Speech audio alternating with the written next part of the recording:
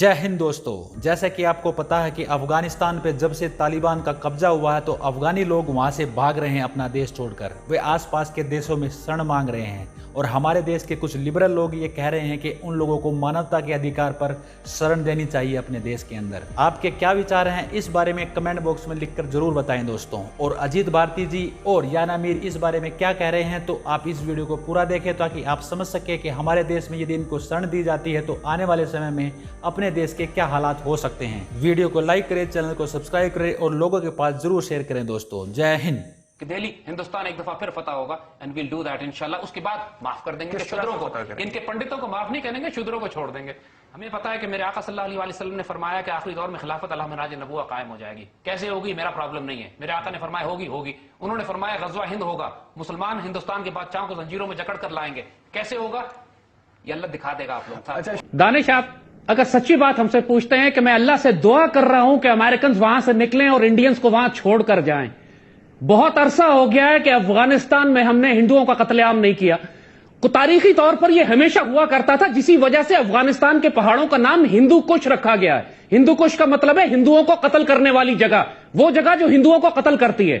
तारीखी तौर पर जब भी हिंदू अफगानिस्तान में दाखिल हुए हैं, इनको वहां ज़िबा किया गया है। और हम दुआ कर रहे हैं अल्लाह से कि अमेरिकन निकलें और अफगानिस्तान में अपनी जगह पे बनिए को छोड़कर जाएं। फिर उसके बाद बनिए के साथ हम वो करेंगे कि बनिया उसके बाद अगली 1000 साल की तारीख में अफगानिस्तान और पाकिस्तान की तरफ निगाह उठा के नहीं देखेगा।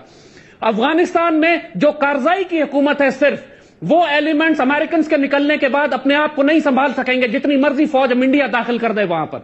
अफगान तालिबान हमेशा से पाकिस्तान के हिमायती रहे, हमारे वफादार हैं, हमारे हमसाए हैं, हमारे भाई हैं। हिंदुस्तान में मुसलमानों की सबसे बड़ी दूसरी जमात जो अक्सरियत है वो मुसलमानों की है और 17 करोड़ पे पाकिस्तान बन गया था।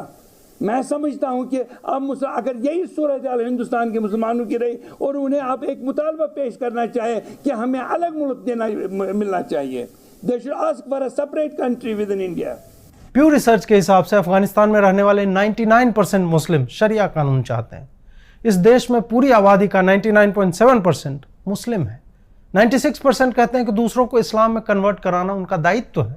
39% कहते हैं कि आत्मघाती हमलों में काफिरों को उड़ाना जायज। 79% कहते हैं किसी ने इस्लाम अगर छोड़ दिया है तो उसकी हत्या कर दी जानी चाहिए। तालिबान ने देश को कब्जे में ले लिया और कहा है कि शरिया धीरे धीरे लागू किया जाएगा। इसी समय कुछ अफगानी देश छोड़कर भागते नजर आए। कुछ अमेरिकी जहाज के टायरों में लटक गए थे, जिनकी पिसी हुई हड्डियां अमेरिका पहुंची।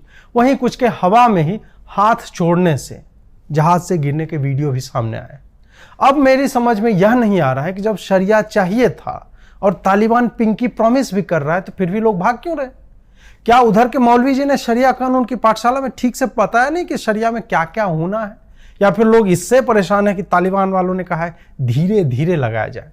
अरे भाई, नई सरकार आई है, उसको समय लगेगा। अभी कुछ लोग कंप्यूटर पर बैठे ही हैं, लैपटॉप के ट्रैक पैड पर उंगली रखने की आदत डालने दो। अभी AK-47 से माउस पर हाथ बिठाने में टाइम तो लगेगा ना। ऐसे ही एक जगह AC नहीं चल रही थी तो तालिबानी लड़ाकों ने, जी लड़ाके नहीं बोलूंगा तो वीडियो बैन हो सकता है, उन्होंने सोचा कि क्लाशनिकोव दिखाकर उन्हें जब सत्ता मिल सकती है तो AC काम क्यों नहीं करेगा। फोटो से पता नहीं चल रहा है कि AC बाद में चला या नहीं। तो मैं वहां से भागने वाले मुस्लिम भाईजानों को यह कह रहा हूं कि इतने दशक की प्रतीक्षा के बाद जब आपके मतलब की सरकार आई है, जो आपने हमेशा से चाहे, तो भागो मत, शरिया का आनंद लीजिए। उस परम सत्ता की चाह में जो सबसे नेक है, रहमदिल है, जिसने चांद और तारों को बनाया है, जिसने सूरज में आग फूंकी, जिसने किताब कुरियर की थी। आप कुछ कुर्बानियां दीजिए कि आपकी नाबालिग बेटी को वो मांग रहे हैं। क्या करोगे उन्हें घर में रख के? तालिबान वाले कह रहे हैं कि नारी अधिकारों पर भी विश्व को एक उदाहरण देंगे जाता है। अफगानों के बारे में काबुली वाला और पठान का बादशाह के नाम पर जो बहादुरी की तकरीरें गढ़ी जाती रही हैं, उनका ऐतिहासिकता से कोई संबंध नहीं है। अफगानी और पाकिस्तानी कौमें वो कौमें हैं जिन्हें महाराजा रंजीत सिंह ने सलवार पहना दिया था और वो आज भी वही पहनते हैं। सलवार में समस्या नहीं है, पुरुषों के सलवार पहनने को मजबूर किए जाने में है, जो उसके बाद रंजीत सिंह के जाने के बाद उसको पठान सूट बनाकर गौरव करने में। सही है, वैसे बहन का भाई पहने, बेटी का बाप, बाप की माँ पहने, माँ का बेटा पहने, कोई समस्या नहीं। पाकिस्तानी फौज तो आज तक पहनती है। खैर, पठानों की हालत ये रही है कि ये सबसे पहले भागते हैं युद्ध या आक्रमण की स्थिति में। जितने भी इस्लामी आक्रांता आए सब अफगानिस्तान होकर ही आया करते थे और अफगानी पठान सबसे पहले गर्दन झुकाकर राह दिया करते थे। जिन लुटेरों को अफगान कहा जाता था वो अफगान नहीं थे, वो बाहरी थे। ये जब तक हिंदू थे सुरक्षित थे। इन्होंने आक्रमणों का सामना किया, लेकिन धर्म त्यागते ही ये निवीर्य हो गए। उसके बाद वही बने जो आपको दिख रहा है, एक डरपोक आबादी जो आक्रमण की स्थिति में सबसे पहले भागती है। इनकी पूरी ब्रीड वस्तुतः फट्टू ब्रीड है, जो सबसे पहले मैदान छोड़ते हैं। अभी भी लड़ने की जगह बीवी बच्चों को छोड़कर एयरपोर्ट पर भागने वाले यही पठान हैं जो अपनी बहादुरी के गीत गाते हैं। कायरों के प्रति किसी भी प्रकार की सहानुभूति नहीं होनी चाहिए। जिन्होंने लड़ने की जगह धर्म त्याग दिया, उससे बड़ा कायर कौन होगा? बहादुर तो वो हिंदू और सिख हैं जो वहां की जनसंख्या का मात्र 0.3% है और जीवित है। भारत सरकार को उन्हें तुरंत एयरलिफ्ट कराकर वापस लाना चाहिए और अफगानों को पूर्णतः इस्लामी राष्ट्र दे देना चाहिए। 2.5 से 3 करोड़ बांग्लादेशी और रोहिंग्या इस देश में। आप सोचिए कि किस तरह का बोझ हमारे संसाधनों पर है, और जब ये किसी संकट मोचन मंदिर में बम फोड़ेंगे तो क्या स्थिति होगी? अगर आतंक इन जिहादियों और घुसपैठियों की एक पहचान है, तो फिर किसी भी स्थिति में भारत में एक भी बाहरी मुस्लिम को इंच भर भी जगह नहीं देनी चाहिए। हमारे यहां पहले से ही बहुत ज्यादा है और वो क्लब हाउस पर आजादी के लिए प्रयासरत हैं। इनके पर्सनल लॉ बोर्ड की सामूहिक राय है कि हिंदी मुसलमान बड़ा प्रसन्न है इनके काम से। इन्हें शरिया चाहिए और उनमें हर समस्या का समाधान गोली मारकर जान लेना है। यही है भारत के मुसलमानों का सच, क्योंकि किसी ने भी पर्सनल लॉ बोर्ड वालों का बहिष्कार नहीं किया है। किसी को भी तालिबान से कोई समस्या नहीं है। सबको लग रहा है कि अपने लोग सत्ता में आए हैं जो 1400 साल पुराने सिलेबस के हिसाब से देश को चलाएंगे। ध्यान रहे कि दिल्ली के काबुल हो जाने में यही पर्सनल लॉ बोर्ड वाले सहयोग देंगे। वो तो मोदी सरकार है केंद्र में और योगी है यूपी में, तो इनकी बोलती बंद है, वरना इनको कहीं कुछ नहीं मिलता था तो अपने ही घर में बम बनाते हुए फट जाते थे।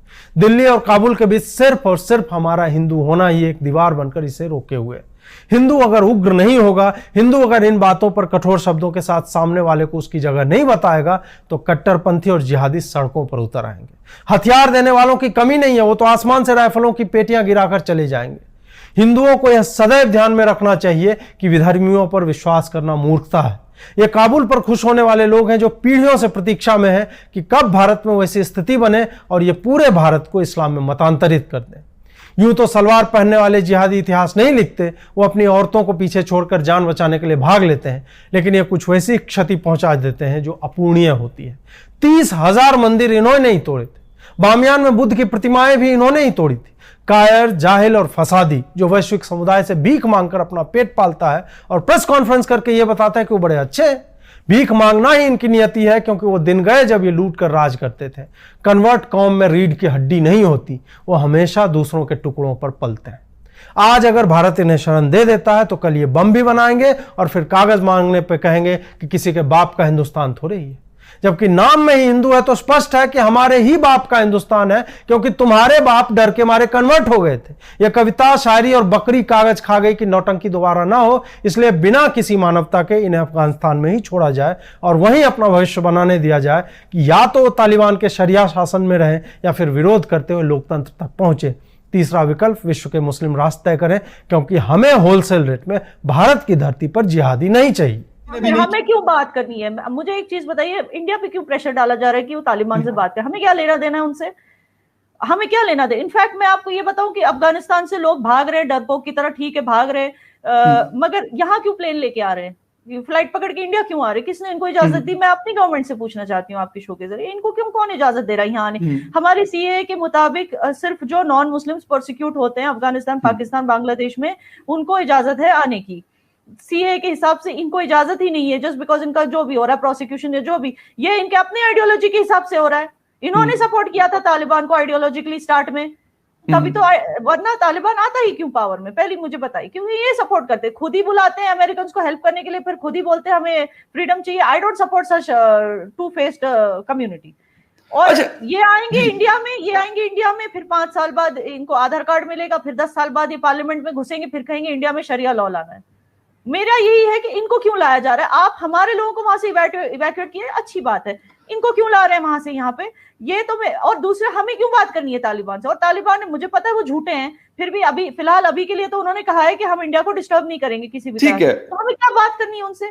कि जो हमारा जो कल्चर है वो आपका कल्चर से अलग है, बहुत अलग है आपके और अफगानिस्तान के।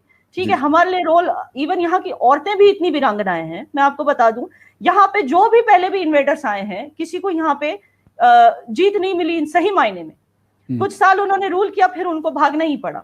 वो चाहे कोई भी हो, मतलब वो अलेक्जेंडर द ग्रेट भी आए थे, उनको भी भागना पड़ा था यहाँ से, और वो चाहे मुगल भी आए थे, उनको भी शिवाजी महाराज ने मात दी थी। तो हमारा जो कल्चर है वो भागने वाला कल्चर नहीं है। एक टाइम पे मैं खुद कहती थी कि अगर तालिबान यहाँ आई मैं भाग जाऊंगी बॉम्बे, लेकिन आज मैं कहती हूँ मैं नहीं जाऊंगी, मैं यहीं रहूंगी, क्योंकि हमारी जो इंस्पिरेशन है ना वो मलाला यूसुफजई या इस तरह अफगान औरतों की तरह डरपोक औरतें नहीं है हमारी। आप देखिए हमारी रानी पद्मावती ने क्या किया था, शी मेड श्योर कि वो जीते नहीं, इवन अगर उन्होंने उसूल वाली आर्मी को हरा दिया अलाउद्दीन खिलजी, लेकिन शी मेड श्योर वो फिर भी नहीं जीते। तो हमारी जो इंस्पिरेशन है वो रानी पद्मावती है, मलाला यूसुफजई नहीं है। हम भागेंगे नहीं और ना उनको जीतने देंगे। ये बहुत अच्छी बात है और मेरे ख्याल होना भी यही चाहिए। एक 1999 का वाकया, जिस वक्त हिंदुस्तान के एयर इंडिया का जहाज जो है वो हाईजेक किया गया था और उसके बदले में मसूद अजहर और अहमद जरगर और लोगों के हवाले से बात की गई कि इनको छोड़ा जाए हिंदुस्तान की तरफ से।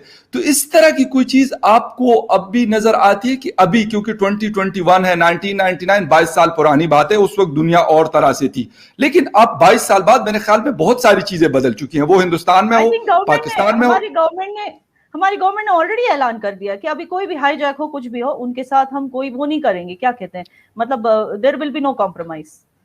तो और हर इंडियन को ये पता है अगर हमारी प्लेन हाईजैक होती मरने के लिए तैयार है। हम लोग डरने वाली कौम नहीं है, हम पीस लविंग कौम है, मगर डरने वाली कौम नहीं है। हो सकते हैं हजारों लाखों या करोड़ों लोग हो सकते हैं सपोर्ट करते होंगे। इसी तरीके से कश्मीर की भी बात हम करते हैं, कश्मीर के लोग भी करते हैं, तो फिर उसका क्या होगा, उस सिचुएशन की बात हम कर रहे हैं। देखिए मैं कश्मीर की अब सिर्फ लेडीज को बोलना चाहूंगी कि अगर ऐसा कुछ होता है, लड़के तो खुश हो जाएंगे हमारे, यहाँ हाथ में बंदूकें होंगी, अगर तालिबान यहाँ आता हाथ में बंदूकें होंगी, ड्रग्स मिलेगा, पैसे मिलेंगे, डॉलर्स मिलेंगे, और जो औरत हमें पसंद आ गई उसको हम उठा ले जा सकते हैं, वो तो खुश हो जाएंगे। यहाँ के लड़कों को कोई टेंशन नहीं है तालिबान क्या नहीं, मैं बता दूं, यहाँ के लड़के देखा जाएगा जो भी टेंशन लेना है यहाँ की औरतों को, यहाँ की लड़कियों को, because we are the most liberated Muslims on the planet, I will tell you, Kashmiri Muslims, ठीक है। यहाँ पे लड़कियां मतलब लिटरली मर्द, घर का मर्द बनती हैं, बेटा बन के यहाँ पे घर चलाती हैं, घर भी संभालती हैं, बाहर काम नौकरियां भी करती हैं, इनको पढ़ाया लिखाया जाता है, माँ बाप बहुत शौक से पढ़ाते लिखाते हैं अपनी कश्मीरी बेटियों को। दे हैव टू वरी कि अगर तालिबान यहाँ आ गया तो इनका क्या होगा। इसीलिए मैंने बोला याद रखना, Rani Padmavati is our inspiration, we are Indians, Malala Yousafzai is not our inspiration, Afghan women are not our inspiration. हम रो धो के बोलेंगे हमें बचा लो, इंटरनेशनल कम्युनिटी से भीख मांगेंगे हिफाजत की, नहीं। हमें याद रखना हमारा कल्चर क्या है और उसी कल्चर को हमें फॉलो करना है। We also have to fight for our rights. हम ये नहीं बोल सकते कि हर बार हमारी आर्मी आएगी हमें बचाने के लिए, हमें भी अलर्ट रहना पड़ेगा और स्ट्रांग रहना पड़ेगा इस सिचुएशन में।